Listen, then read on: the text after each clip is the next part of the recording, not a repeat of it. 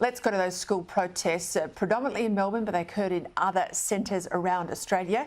Joining me now to discuss this, the President of the Australian Jewish Association, Dr David Adler.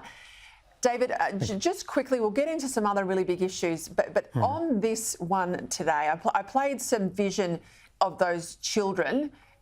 Sad to see them there, shocking that parents allowed it, but also the level of ignorance I thought was alarming. What's been the reaction of the Jewish community today?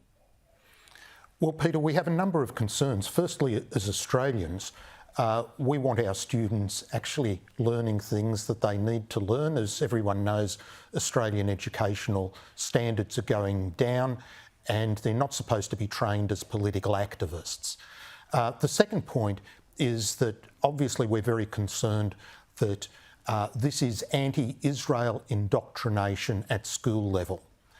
And if people haven't seen it, it'd be interesting to test the reaction of some of the Islamic chants that the students were following, not just Allahu Akbar, but also the words that are used to convert people to Islam were repeated by the students in Melbourne.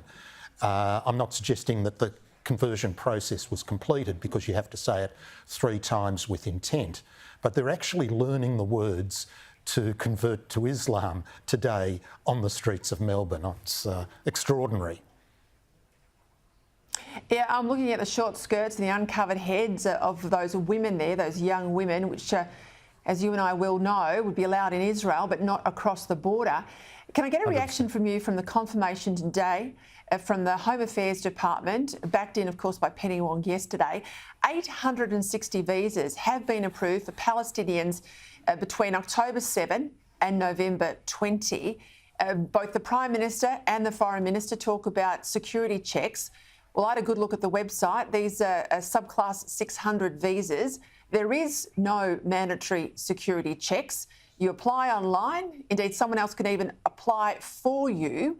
And if paperwork is required, if it's required, it comes via the Palestinian authorities. Now, I'll talk a bit more about this with my next guest after the break, but even if Hamas isn't hiding terrorists potentially in this cohort, you've got to be worried whether their views are in step with mainstream Australia. Spot on. It would be hard to find a place anywhere on the planet where the ideology, the culture is more anti-Western. Unfortunately, there have been 2 generations now which have been brainwashed with hatred of the West and also anti-Semitism. But apart from the paperwork to which you refer, there are a number of proofs that the promises that have come out of the Prime Minister and the Foreign Minister are impossible to deliver. This is not moderate risk, this is not high risk. Be clear, this is extreme risk. Now, we know that something like 75% support for the actual terrorism undertaken by Hamas. But here's 2 proofs at how difficult it is. One is none of the nearby Arab Muslim countries are offering refugee programs. Now, maybe they know a little bit more than the bureaucrats in Canberra. And secondly, Israel has issued a number of work permits, some thousands of work permits to people in Gaza to come and work in southern Israel. And Israel does a lot of security screening, as you would expect.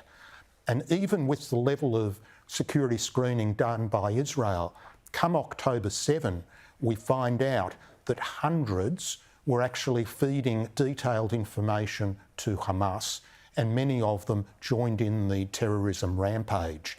So you have to have an assumption that somehow the bureaucrats in Canberra are going to be way more effective than the security apparatus, even in Israel, in screening these people. It beggars belief.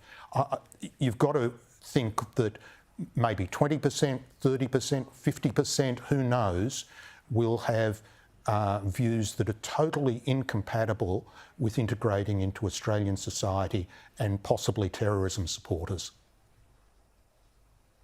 And I have to say, David Adler, I have sat on the other side in government and had some of those serious briefings, and you are 200% right.